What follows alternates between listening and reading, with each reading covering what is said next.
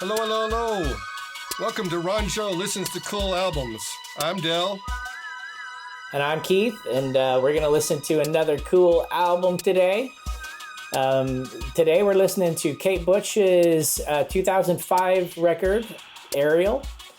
It's her 8th album, and it's a cool album. Beautiful. I wonder if we should kind of just jump right into the first song. Sure. Yeah? You want to go into King of the Mountain? First tune, King of the Mountain?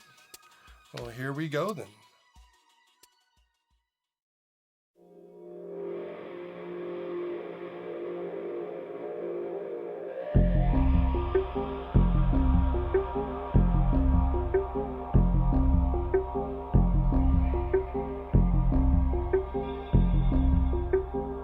Could you see the eyes of the women? Could you see them screaming and waving?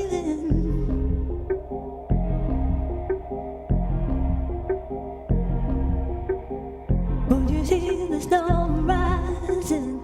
Could you see the guy who was driving?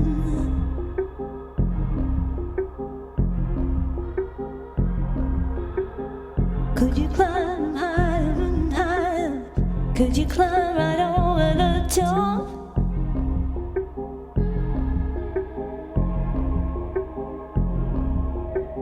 Why doesn't Monty really in there fill up his home with priceless junk?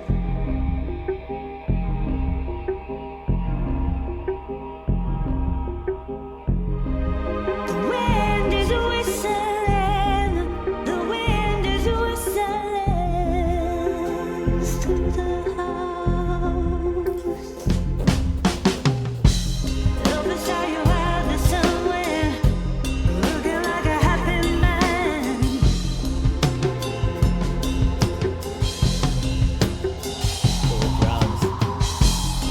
In the snow with rosebud and the king of the mountain. So did you get the connection with Elvis Presley on this song? Totally. Yep.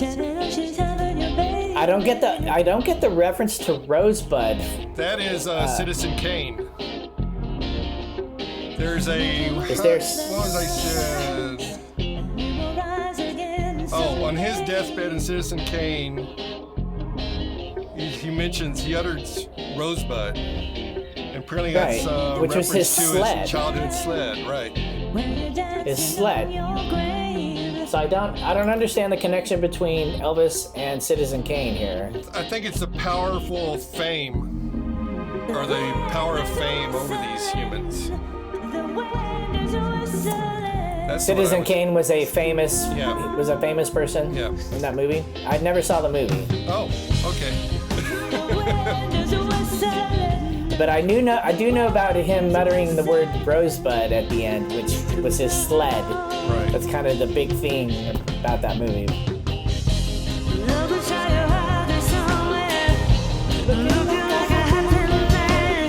So yeah, Elvis is supposedly dead, but he's out there, you know, and anonymous, right? Yep. I guess this is a flashback. Go She ahead. actually wrote this 2 years after Red Shoes. This song. Yeah. So it would have been Red Shoes was 1994. Yeah. So it would have been like 96 or something. So it's like she was going to probably start another album, maybe. And then she got pregnant. Right. Yep. Which kind of refocuses your life. Here's her. Yeah, I like the backup vocals here. Yeah. Yeah.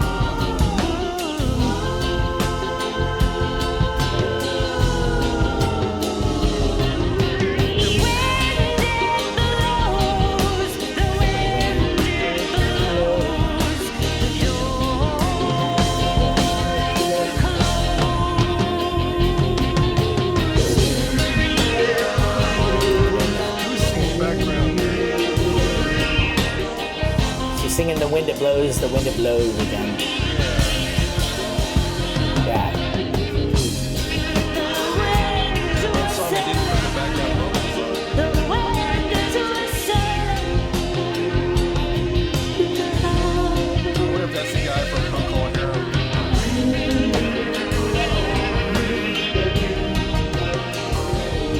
funny. She has two guys singing vocals on her album that were part of major groups.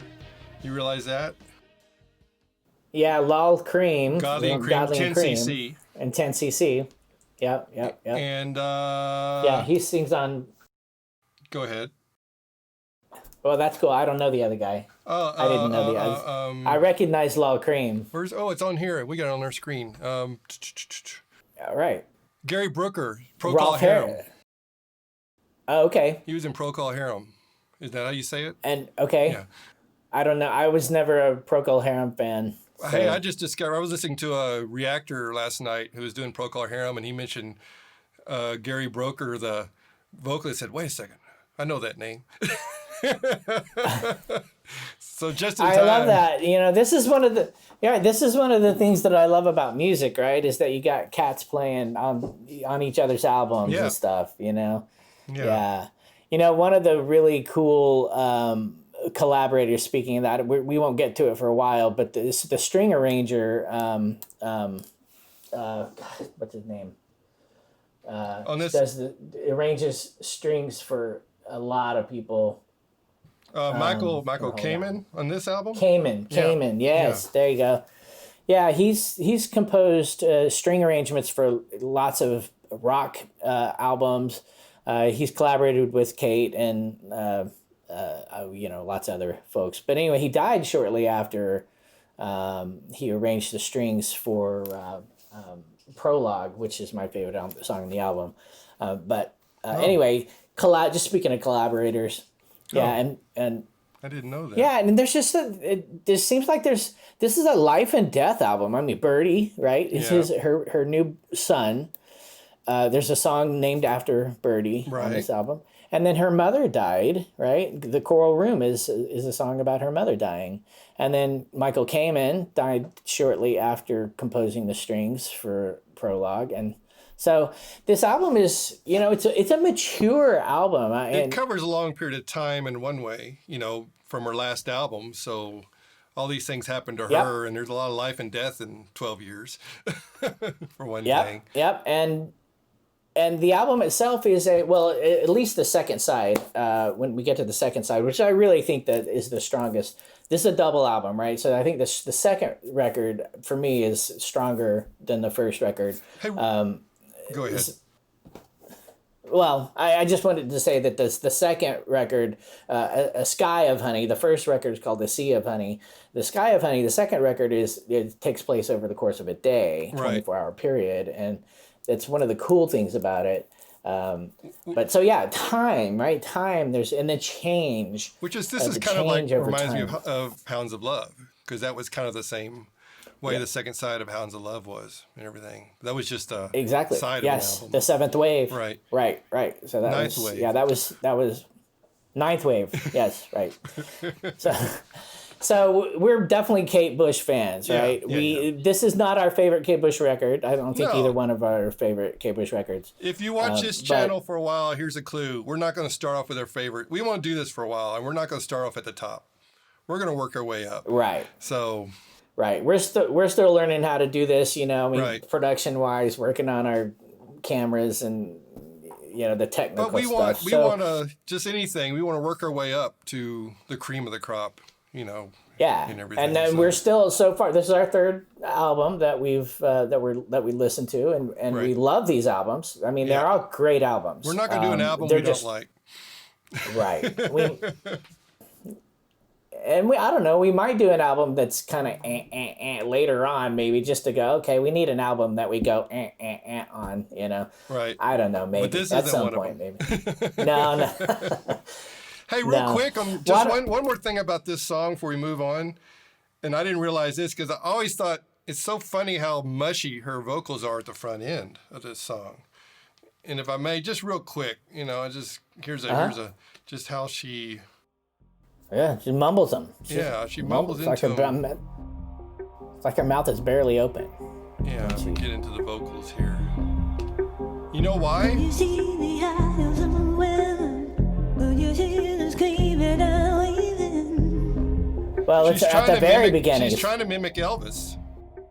Oh, Oh. That was the thing about it and everything. Yeah. So I never realized that. I always thought it's weird how as clear as she sings. I've never heard her mumble anything unless it was just for an effect. And of course, this is for an effect. It is for an effect. She is a phenomenal vocalist, right? I mean, her singing she can do whatever. When she was younger, her first couple albums, she had apparently a 7-octave range or something like that, 6-octave range. Yeah. So I hear people play. I hear Wuthering Heights now, and it's just like, whoa. Right. Yeah. Exactly. So she's like all of us. As you get older, your voice loses range, even if you sing all the time. Right. Just like any other athlete or whatever. Right. So. But anyway, we love Kate. Yeah, we love Kate Bush. Pie. Wait. So let me just say something about. I was looking at. Did you look anything up on Pie? Because I was looking up a couple of things about. I saw her read a little bit of an interview she did, and she said she really likes the challenge of singing numbers. And now when I think of Pie, when I was listening to Pie the other day, going, how there's artists where you're going, I could hear that person sing the phone book. That's basically what she's doing. That's true. It's true. Apparently, she sings the first 132 digits of pi or something altogether. Specifically, she does. What is it? She does. Oh, dang it! Where's that note? The first 87 digits. She does and up then to the 78th decimal place, and then goes to the 101st to the 137th decimal place of pi. So she skips 50 or so. She skips 50 digits in the middle there. And everything. I wonder why. I don't know. Maybe it sounded better. Right. She tried those intervening 50. It just didn't work. But she likes the challenge of singing numbers. She liked the challenge because it was like unemotional as a lyric to sing. And she was fascinated about that. She was going to try to make it emotional and everything. Well, I mean, the song is about a dude that's obsessed with numbers and specifically pi and the idea of infinity, right? The idea of pi as a number what if I never repeats, right? Why don't we start it? And then we can just figure that one out as we're going along here. Yeah, this one is really meditative, I think. Yep. I feel it as a meditation on numbers. Beautiful song. I like that. Hypnotic organ. It's a meter, triple meter, right? Because pi is 3.1, blah, blah, blah.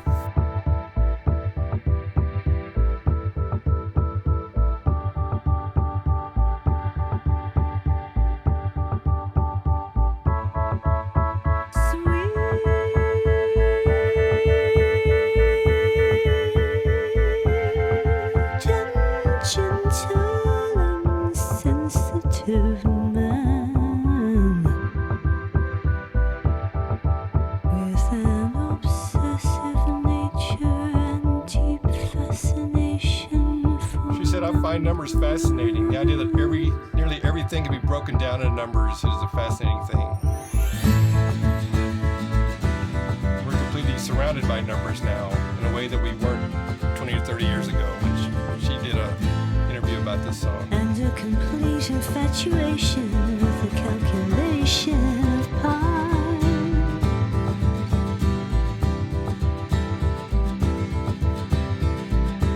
Of course, she's got to make it a love song too. His numbers. And they run in a great big circle. In a circle of infinity. Here we go. 3.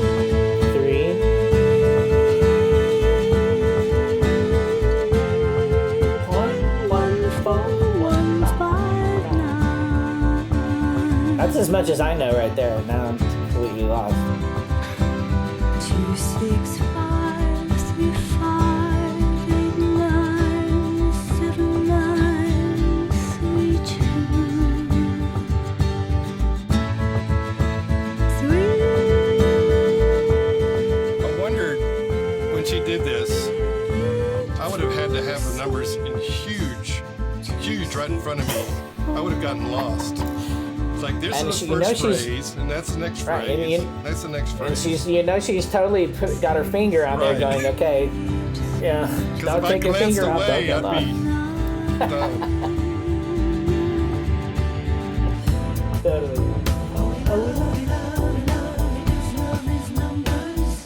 That bass. Oh, that's the other thing. That bass on this is great. This Eberhard Weber, one of my favorite bassists in the history of bass,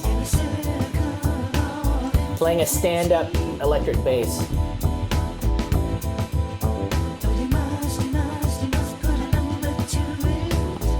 He's played with her before.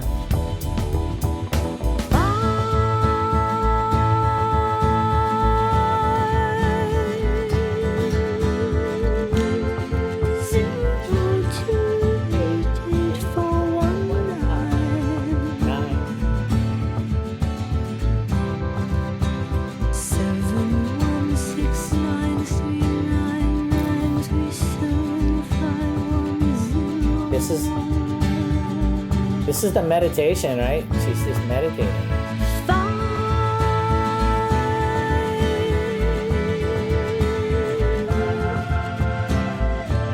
Is that her?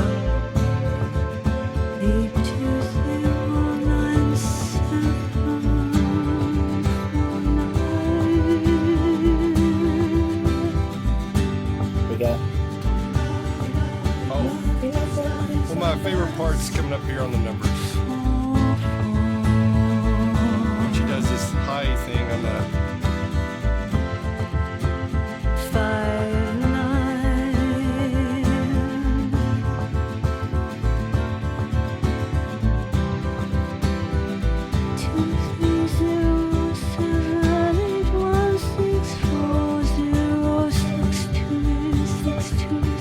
Right there. She could have done that more, and I'd be fine with that. Well, it's cool that she only did it then, right? But she ends up covering... 100 digits or so of pi. Yeah. So that's a cool song. It is. It's a song that it made an impression on me the first time I listened to it, right? Yeah. That she is singing the digits of pi. Right. You know? I mean, who the fuck would do that? Right? Who like would I do said, that? Who would I want to sing a phone book? Kate Bush. And she pulls it off, and it's a beautiful meditation on numbers. So, yeah, she's probably the only one in the world who could pull that off, right? There's a few more I wouldn't mind hearing, but yeah, definitely not. Put some emotion to numbers, as you would say. But you were talking earlier about how this album, in fact, the next tune on this we probably won't play, but it's a song called Birdie, which is her son and everything. And I was going to show a quick photo here. Yeah, let's There's see a picture of Birdie right there. Back when she did this album. And it is a sweet little song about her boy. To me, it's not much more than that, and everything. Well, it's interesting. You know, it's a madrigal. It's played with middle-aged music instruments. It's got a lilting. It changes meter a couple of times. This is a double album, and we only have so many minutes to talk about the album. Here, I'll play just a little bit of it. How about that? Okay.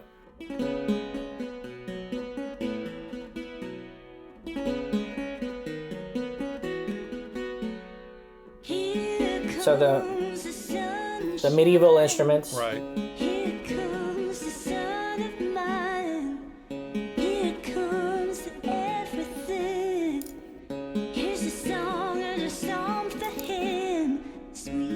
It's a love song to her boy. Yeah.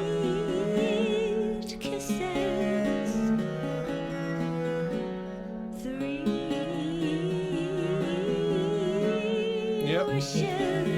Yeah. So it is. It is sweet little acoustic piece. Yeah. And those instruments kind of goes back to her roots, because that's really what she kind of came out of, was that Celtic. Sort of that. Right. Celtic folk. Right. Yeah. It does that. Harkens back to an older time for sure. Then the song after that then is Mr. Bertolozzi, Mrs.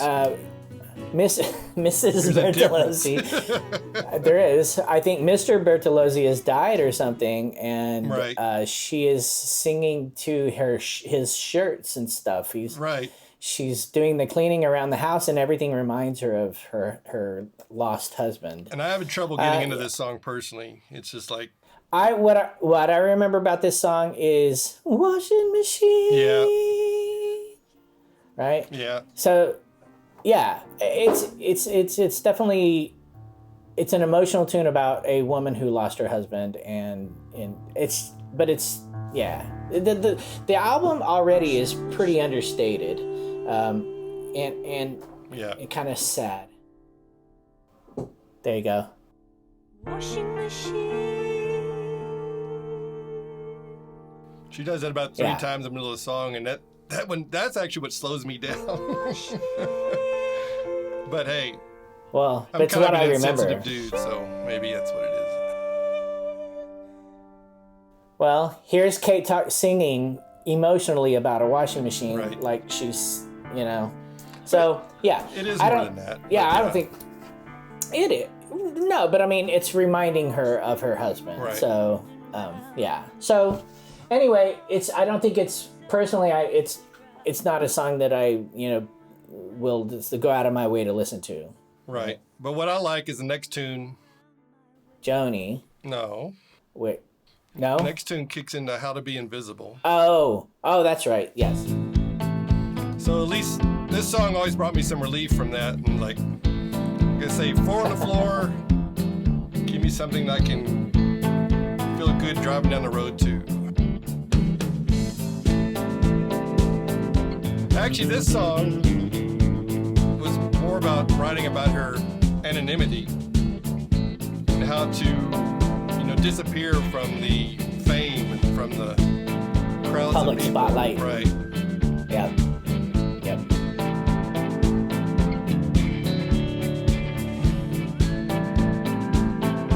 Yeah. does take a This while to song get is just into, not doesn't one of it? my favorite either. Yeah, I mean, it's a groove, but it's also, it's understated as well. Yeah. This whole album is really understated. She does pull a little bit of in the lyrics. Talking about Eye of Braille, Hymn of Anorak, Stem of Wallflower. She pulls a little bit of that mystic witch Vibe. magic, as she does Magic, usually yeah. in her tune. Yeah. Yeah, here's that. Her guitar player, her husband. These. I think her husband, Dan McIntosh, playing that kind of backwards guitar.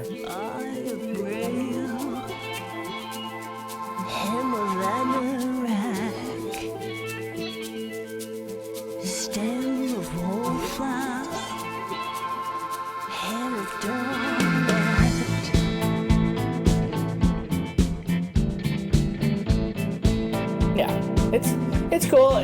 It's not one of my favorite songs on the album. I guess I like it that we kind of got into some grooves after a while, so that's kind of the way I roll. I kind of roll with some grooves. Yeah, I like grooves too, for sure. This is definitely a groove. It's just maybe a little longer than it needs to be. Yep. So this Joni. But Go ahead. yeah. So she does take her time on this album, right? Yeah. Joni is a song about Joan of Arc. Yeah. The lyrics are kind of cool. But this is one of the songs, this one and Prologue are really the two strongest songs on the album to me. And it's mainly just because of the feel of these songs. When I think about this album, I think about a sense of calm. Now, her next studio album was 50 Words for Snow, which is a super chill album. I don't know if you've listened to that one. Yeah, I have. Yeah. I mean, it makes this album seem like, heavy metal. Right. But for the time, compared to Red Shoes, which was the previous album, and her first 5 records or whatever. This album is very understated and kind of slow and mellow. And I come back to this. She's a mother now. She's composing these songs, her boy is growing up and demanding her attention. And when she gets into the studio or sits down at the piano, she's just, okay, I need to chill, So and then her mother dies. And, anyway, this song is cool. The lyrics are cool, but it's the music that I like. And if you don't want to play the whole thing, if you can start it at the bridge at about 2 minutes and 16. Oh, alrighty then. Or you can play the whole song if you want. Here we go.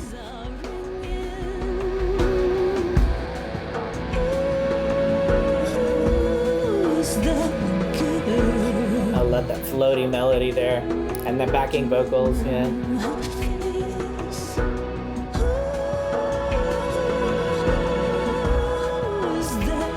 So beautiful.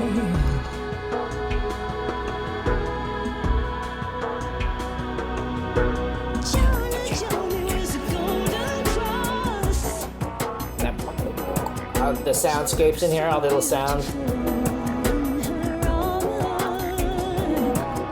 Clavinet or something.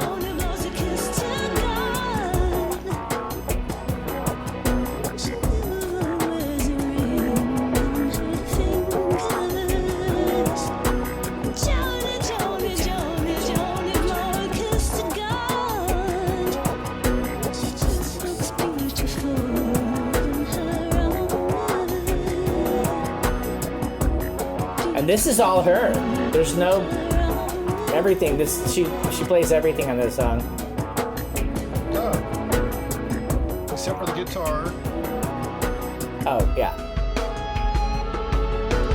This and this beautiful. I love this melody right here. That's the guitar right there. Right. Up to this point, it's just been her speaking French there. Is that what that is? I was wondering what that was. French. Joan of Arc. Yeah. And then this melody here, tag at the end. She's just humming it.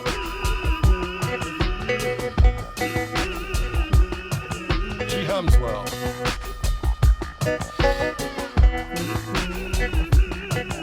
For some reason, this one reminds me of the tag at the end of Cloud Busting, or the tag at the end of The Big Sky. It's kind of just, I love her codas where she just takes the end of the song and just jams with it, Yeah.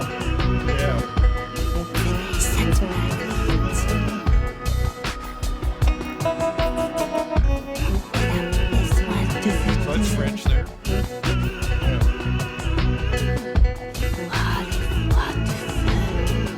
I don't know what she's saying. I don't speak French, but it's beautiful. Right?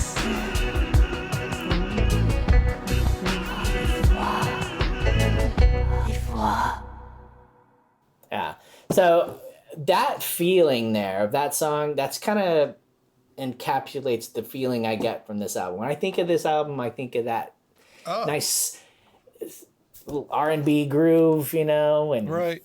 she's just kind of chilling, and You know what this album kind of reminds me of, and I've never thought of her this way until I started listening to this album again. It almost has a Sade feel to it. Yeah, it's true. Yeah, real understated, right? Understated. She's such a laid back, sensual. Yep. Totally. But the instrumentation is kind of minimal, right? Right. Especially at the beginnings of the song, she does tend to things can grow right throughout the song, and I love her codas, just like classic Kate. Always, okay, let's get through the song and then let's jam, right? So even when she's chilling, like on that song, she gets into that little humming groove there at the end, and it sounds like she's layered her voice 3 or 4 or 5 times, so it sounds like there's a group of people in there just right. So, yeah. Cool. What's the next song? You want to start into Coral Room? Yeah, I don't need I don't know if we need to play the whole song. This is the song about her mother, her mother's passing. And it is a beautiful song, but it's solo piano and voice. The imagery is mysterious to me. It's poetic, very poetic. And the way she sings is just so... There's a city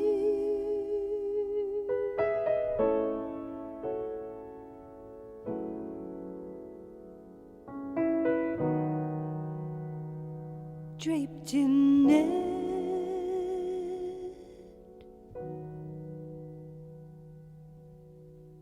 fisherman net. So a city by the sea, fisherman's net draping everything like a spider web. And in the half-light,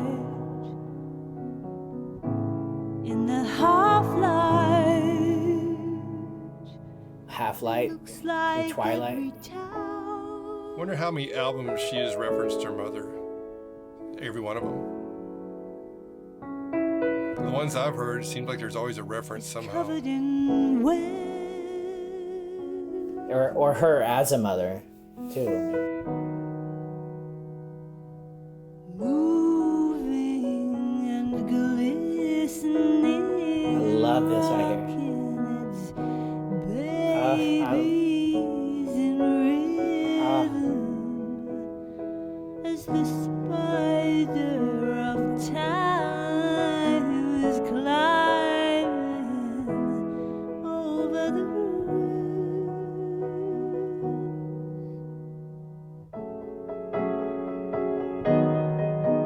I love that, how she just, that whole lazy way she sings that whole line there. There were hundreds of people living here, sails at the windows, and the planes came crashing down. Many a pilot drowned, and the speedboats flying above. Speedboats flying Put above. your hand over the side of the boat, and what do you feel? That line breaks my heart. My mother. And then a reference to her mother and her little brown jug. She'd play around with her with the milk in it. Very personal song. Yeah. And a little brown jug.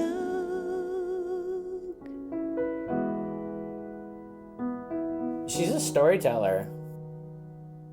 It held her milk. Poet. And This line. now it holds our memory. It holds our memories. I can hear her singing. Yeah. Great line. Yes. Little brown jug, don't I love thee? Made me wonder if her mother actually sang it this way. I think so. I mean, that's totally what I'm thinking.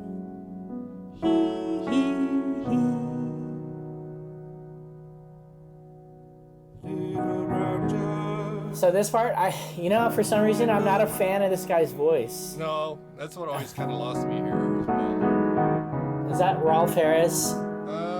Michael Wood. Michael Woods. Yeah, I know. This song is, I don't know. To me, this spoils the song. No, I agree, and this is kind of why if I could have edited this song down probably about a minute or two less, but that was me.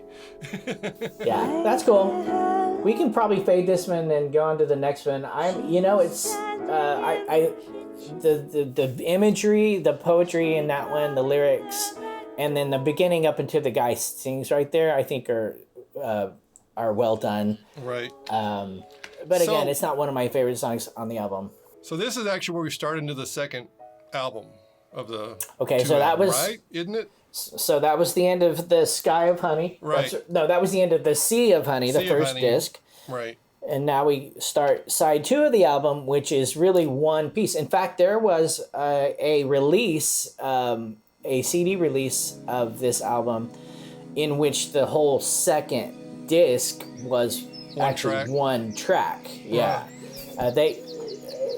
I'm glad they fixed that in the subsequent releases, because I really do think that, there are separate pieces here. Yeah. But I love the way they fit together. So. Yeah, and when you sequence them together, I've always been a fan of that, but I also like having, sequences where one song goes right into the next song and so on and so forth. Right. Yeah, I'm a big fan of that, but I also like separate tracks when I want to just this.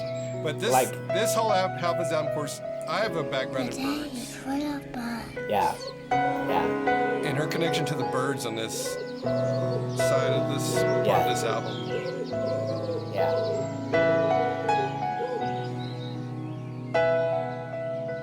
Yeah, so I think we missed...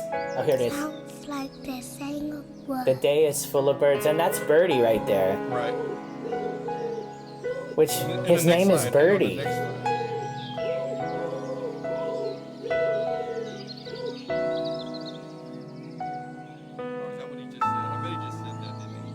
He says, sounds like they are saying words.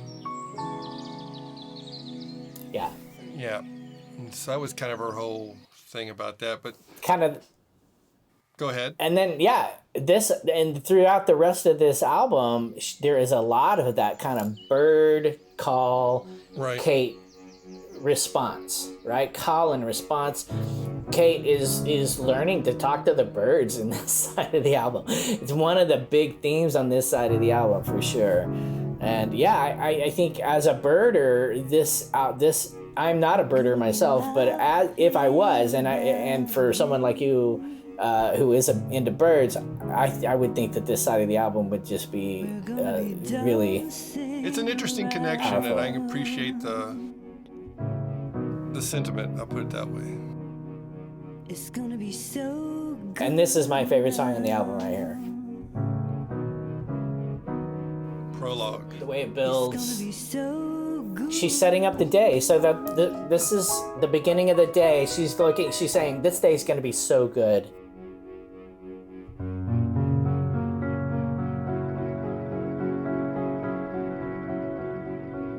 Oh, so excited. I love that piano. Go on and on. And this time I think she's talking about the stars or her mother. Every time you leave us.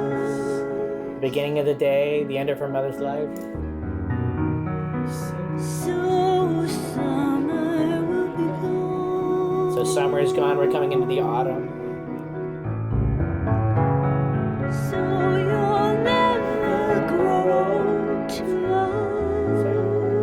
The stars will never grow old. The mother will never grow old to us. Just that piano chord progression.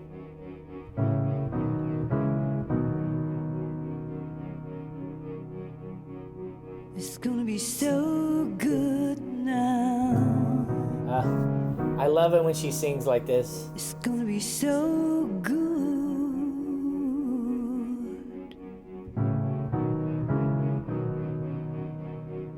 Can you see the lark ascending?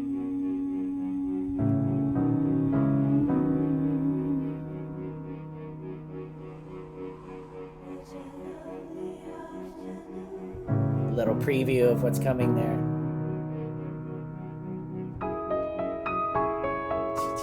That piano.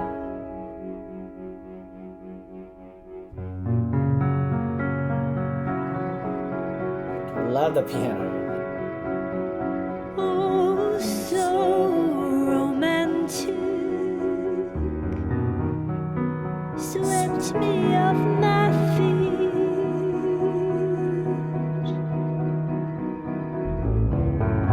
The bass, that Like keyboard favorite. kind of magic. I love Like the light in Italy. and the elasticity. Lost its way across the sea. Here's where it gets good right in here, man.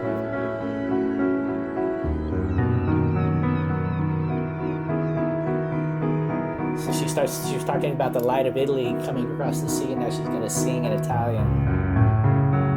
Roma, Roma mia. My Rome, my Rome. Tesoro mio, bella. My darling, beautiful. Cielo mio, pieno di sole. Now the strings. My sky full of sunshine and light. On the strings here. Belle così,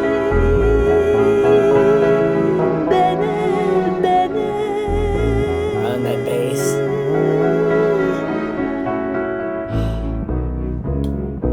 Oh, here it is right here. Pianissimo. That's the drums. Peter Erskine. So she's got these two jazz cats playing with her here. What a lovely afternoon. What a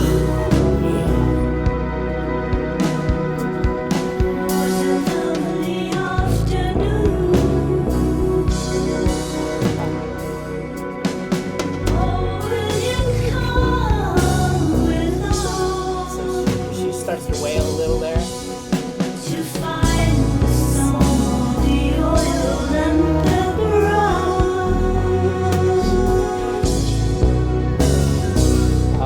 the She could have kept going with that song, and I would have gone with that for another 5 minutes, man.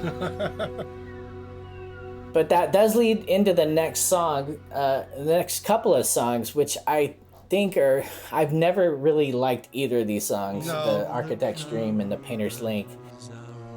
Well, the one thing in Architect's Dream is, I don't know. It's kind of like again, it's kind of a slow piece that's, I don't know. I never really got into it either. But what I do like about a Painter's Link is basically how it gets into Sunset, which I really love. And so, Right. And I mean, the transitions between all these songs are great, and the way they fit together, the programming, right, Yeah. the order of the songs, yeah, well done, Kate. But I don't know, I'm not a fan of the dude's voice. right. But So we'll Sunset skip is ahead cool. to John Giblin, bass player, Stuart Elliott drums. And this is where I've really picked up on the Sade thing. The way she's playing the piano in this, it's a little bit different than what I'm used to her playing.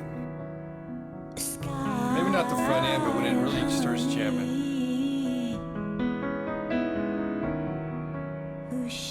And this bass, I think that's what kind of set me off too. John Giblin, she's one of her old bass players. To me, this is the Sade part I'm talking about. Of wet clothes. Kind of a jazz feel. Yeah. Right here.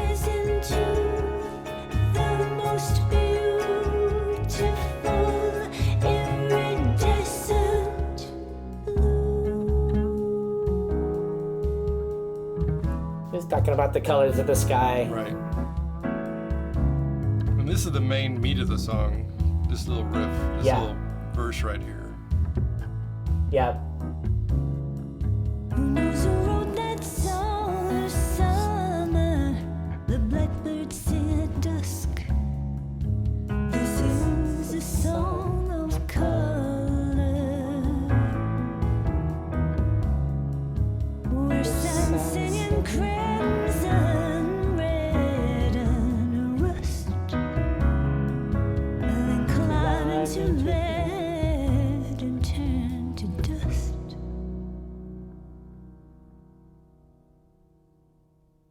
Every sleepy line. I love that pause. It's strong as heck.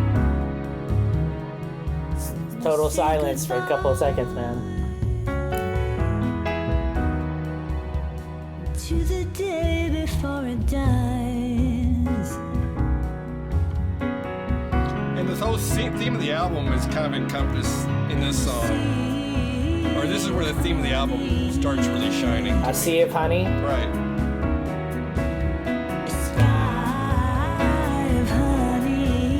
So Sea of Honey, Sky of Honey right there. Yep, that's the whole album right there.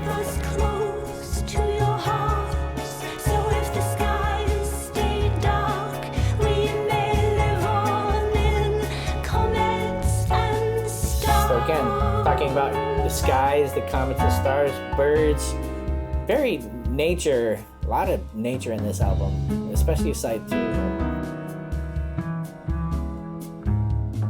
And then she's singing about the blackbirds singing here, and the actual cover of the album is Blackbird Song, right? Right.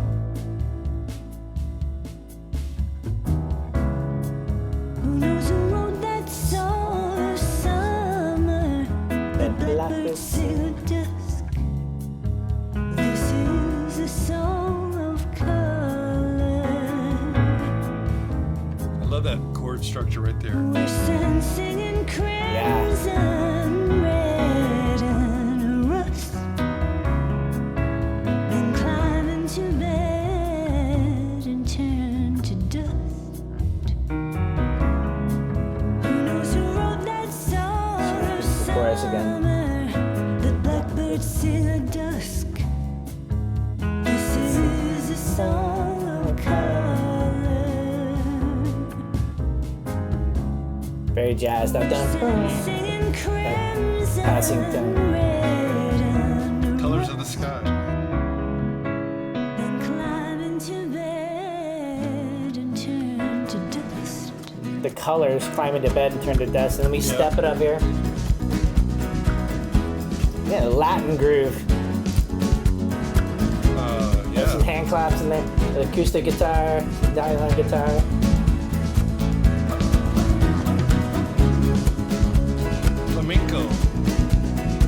Flamenco, yes. That was the term I was trying to think of. Yep. And her husband Dan there jamming on that nylon string guitar.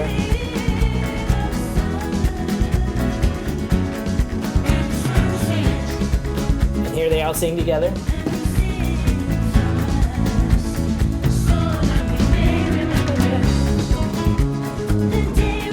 So again, the coda at the end of the song, right? She takes this end of the song and just jams with it. Right.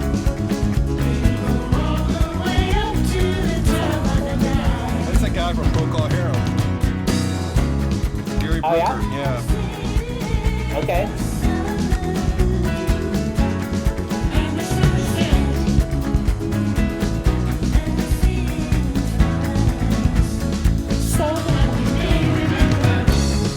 Don't ask me, I ever picked up my favorite bass player on this album. I wouldn't be able to do it. There's 2 good ones, 3 good ones. Yeah. Del Palmer, who's standby up.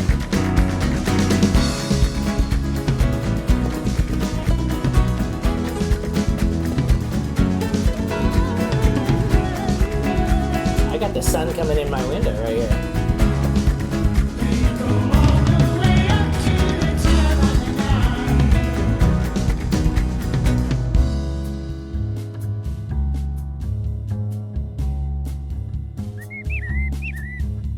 So real quick. So then that. Go ahead. Well, that one leads right into the next song, which is the tone poem of the album, or the musique concrete, as we had last week with the Dazzle Ships Right. from OMD. This is right? the Blackbird. That's the Blackbird. That's an actual thrush. Not the blackbirds like we have in America, but that's an actual thrush in England called blackbird. And the waveform of that Blackbird song, which is the cover of the album, which is freaking cool. And that's her singing along with that. Yeah, I mean, so Kate Bush kicks ass. I mean, this blows me away.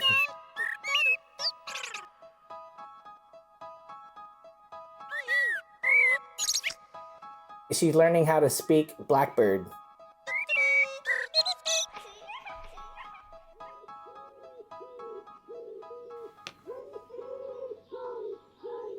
And this takes us right into somewhere in between. Hang on. Let me do one thing here. Here's the waveform of that blackbird. Right there. See that? Yes. See how it matches? Where it matches. No, it's not that. That's the dove sound. It's the other. Here it is. Oh. That's the blackbird. That's the one. Yeah. That is the cover of the album. That sound is the cover of the album. Yeah. Can you play it one more time there? Sure.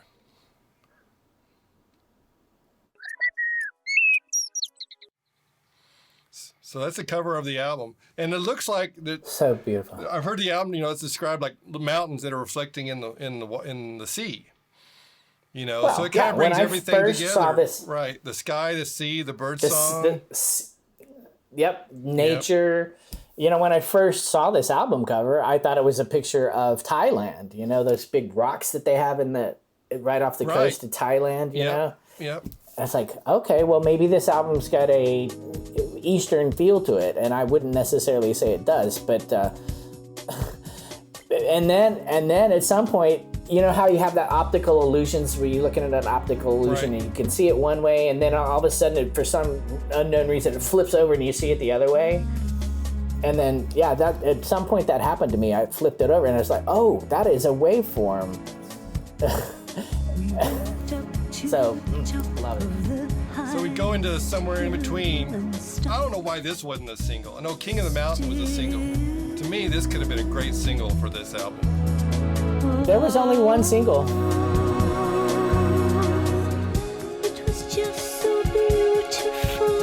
It was just so beautiful. It was just so beautiful. Well, I thought this would have been a better single than King of the Mountain, but that's me. I'm not a record exec. You're not. This is where the shadows come to play, twixt the day and night. This is their song about dusk. Somewhere in the in-between is between Day and night. the day and the night, right? Yep. And skipping along the Which is one of my second favorite time of day. Next to Dawn. I definitely prefer dusk to dawn. somewhere in between the waxing and the waiting. So it's very catchy. It's groovy. It's got the duet. And the silences. This chorus is kind of catchy, yes. Yes. In between a ticking and talking clock. But listen to the way she sings it lazy too. In a dream between sleep and waking up. Somewhere in between breathing out and breathing in. Like twilight is neither night nor morning. I love a little sound there. Uh-huh. It's a pleasant little tune. I don't know. It is. Maybe it's caught me the right way and everything. Not one of us would dare to break the silence.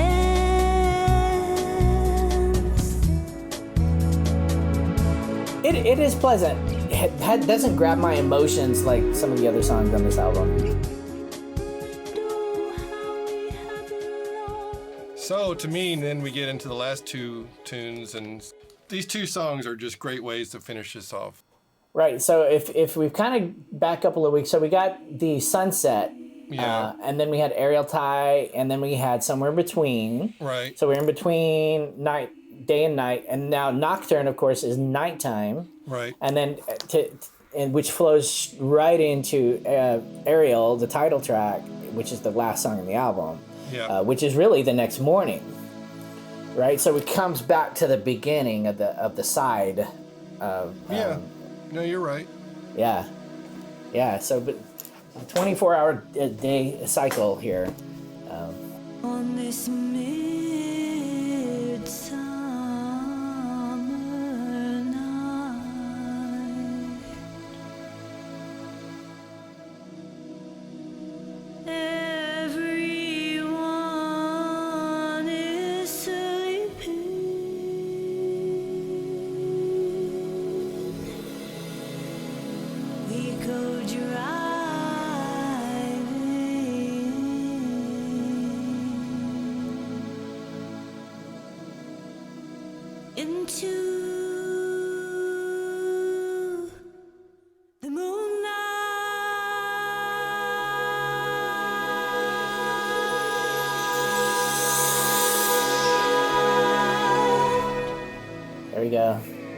We're gonna go on a drive here.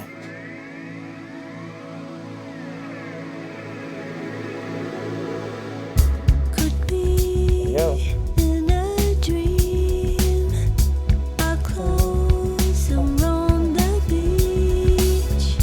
These prints of our feet lead right up to the sea. No one is here. I like how she sings it one way and a different way.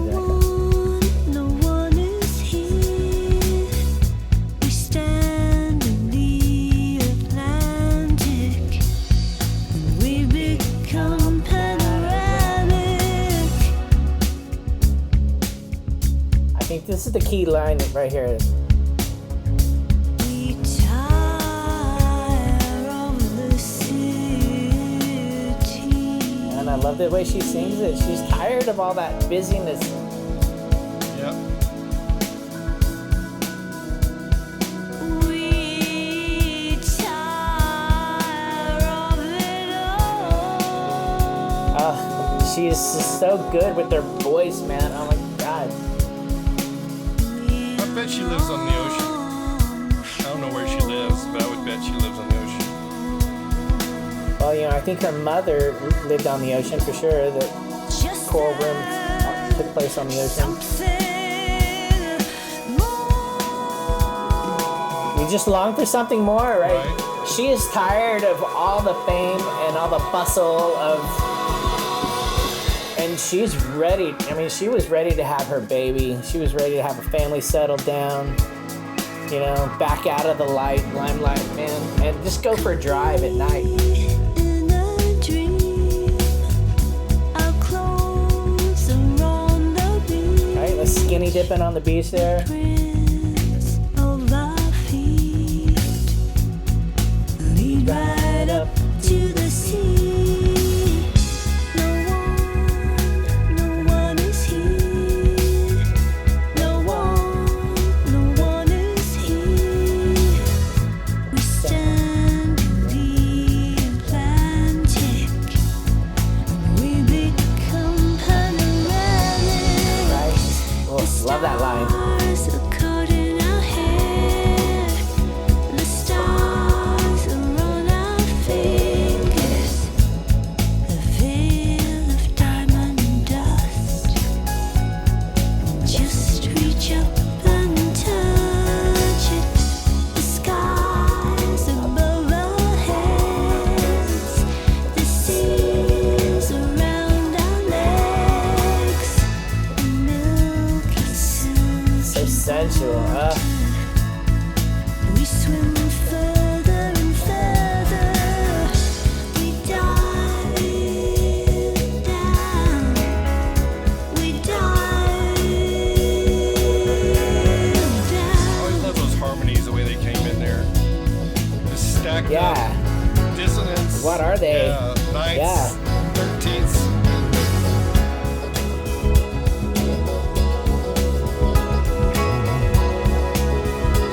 So just still cruising here, driving through the night in a green car.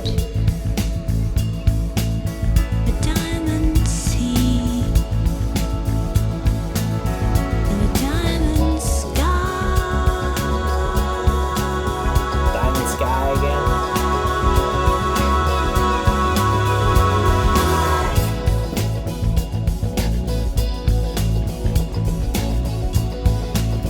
They're just jamming now. We dive deeper and deeper. We dive deeper and deeper. Could be we are here. Could be in my dream. And there's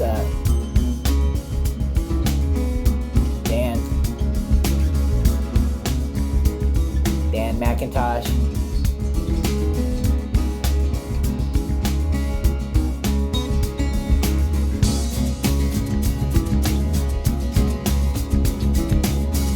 Backing up there and let that acoustic guitar come to the front.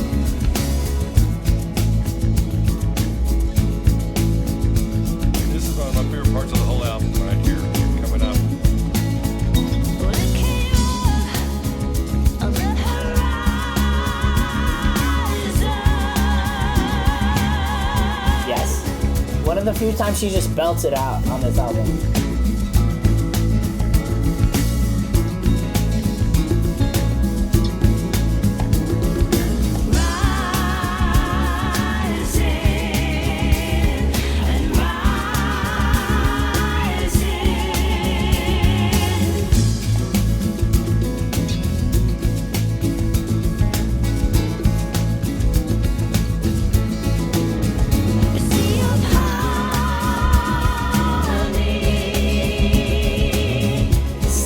Right there.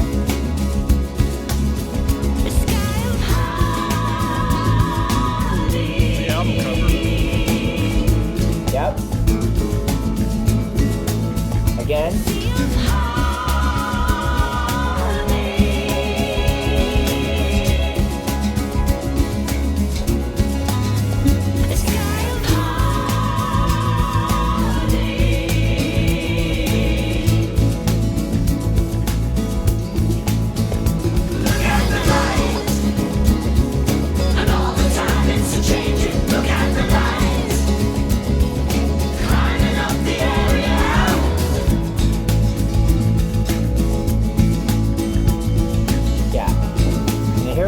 Everybody now.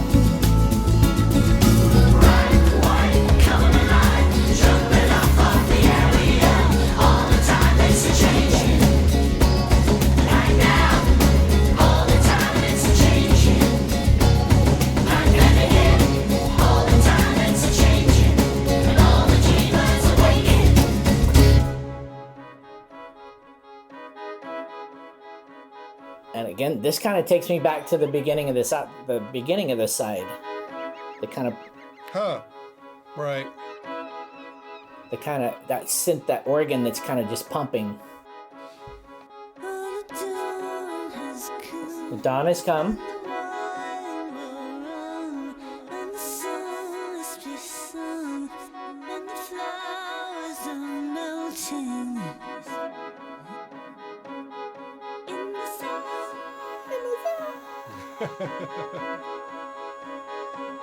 I love it.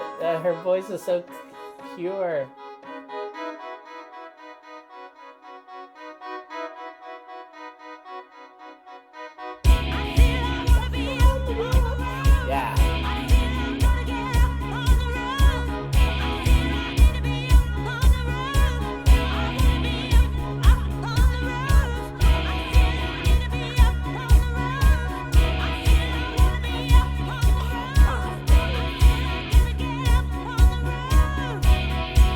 In the sky, man. Right.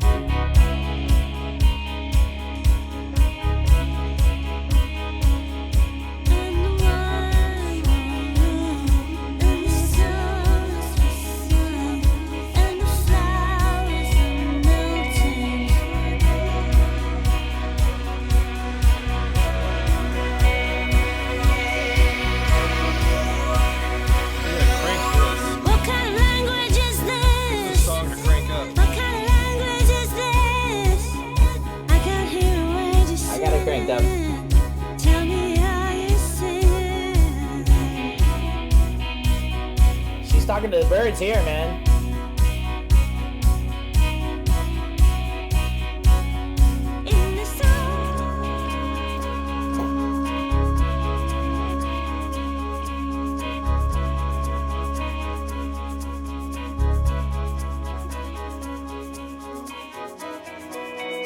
Here it is, man.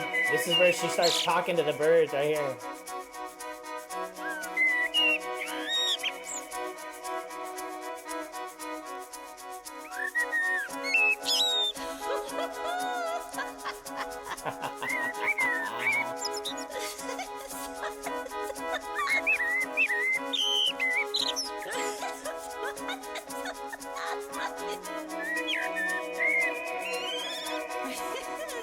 She says, I was trying to think what in our language is in any way comparable to birdsong.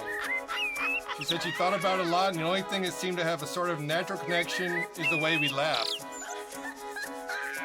She said there's something strangely connected in the shapes, in the laughter with birdsong.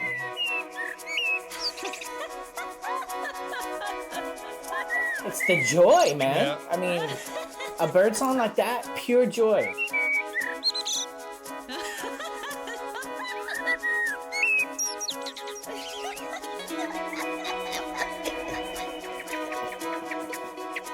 Makes me laugh.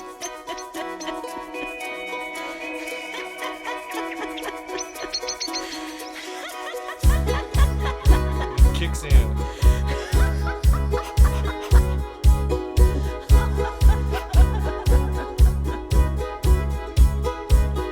Yeah.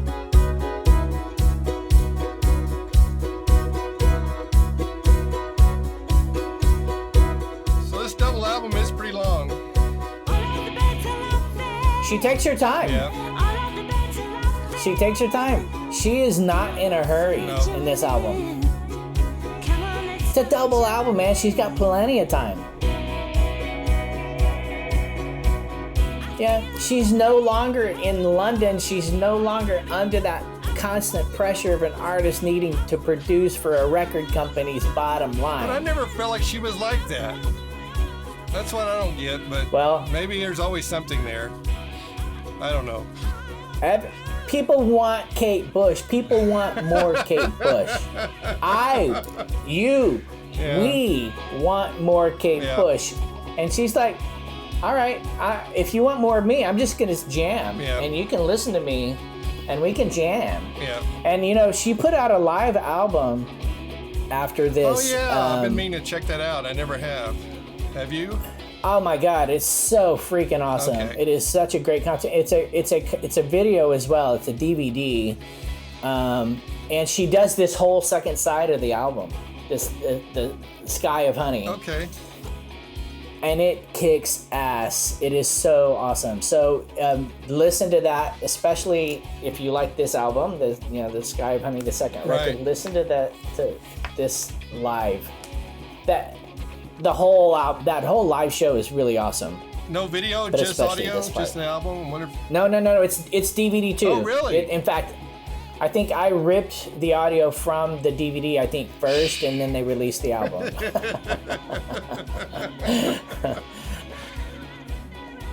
But, you know, Kate, it was her first live concert since, like, 1979 or something. Yeah, because she didn't really do it much. Yeah, and did she do any Hounds of Love? She did not tour between 79 and, 2015 No, or on whenever that live album, did she do some Hounds of Love? Yeah. Cloud Busting is the closer. Oh, okay. I definitely will have to check that out then. All right. Oh, it is so awesome. You know, I love Cloud Busting. I don't know if you know I love Cloud Busting, but it's one of my, probably my favorite. Yeah, say it, because I'll agree. Yeah. Okay, I think it's probably my favorite Kate Bush song. Yeah. You know, so, and you know, Kate Bush, so many great songs, but Cloud Busting. Well, I love the way she ends into this album. I thought the way she ended this is great. A lot of energy and just jamming. It's definitely a headphone cranking tune at the end. Yeah. Yeah, it's put on the headphones and scream at the top of the stand up on our roofs and scream to the sky and to the birds how much we love. Oh, there she is laughing again. She ends it with laughing. Wonderful. Laugh away. And then the birds. Yep. So you gotta really crank it up here at the end if you want to hear the birds. So the birds are always there. People are gonna be, okay, well, Kate's jamming with this for a while, but then she's still a human, so she's gonna go back to her human life. But the birds are still birds. That's funny. So well, that was Kate Bush Ariel. I mean, that was a wonderful, my God, wonderful experience. Yeah. So I am so happy she put out this album. You know, the album was really well received. And I think part of that was just that she was gone so long, right? And I think people were going to love this album no matter if, you know, she could have sung the phone book. Entered UK, right? Well, she almost did. Entered UK albums chart at number 3. Wow. Yeah. In Canada, the album was certified platinum even. Now, US, I don't know what these people are thinking, but still, that was pretty impressive. Pretty impressive. Awesome album. And it's not even one of my favorite Kate Bush albums. This is the one I kind of picked because we wanted to, we're still kind of getting into this, working our we're way saving up and our everything. best notes for later. But yeah. But still, so a lower rung Kate Bush album is still a great album. So. Yep. So I can't say a bad album because I don't know if those exist yet. I'm still wondering about that and everything. Well, next week we start into a whole different route altogether, like we did with this and previous. We're gonna go to me, one of my favorite bands, Ultravox. That probably doesn't get much of a credit for anything. In the U.S., people don't really. It's hard to find people who listen to Ultravox in the U.S. I'll put it that way. How about that? Yep. But this is a good one. It's still not their best, but it's a good one. Strong album. So looking forward to that. So. Anyway, he is Del. And he is Keith. We're Renjeaux. And we listen to cool albums. And come back next time for Lament, and we'll see you again. Adios. See you next time. Be good, be safe, be peaceful.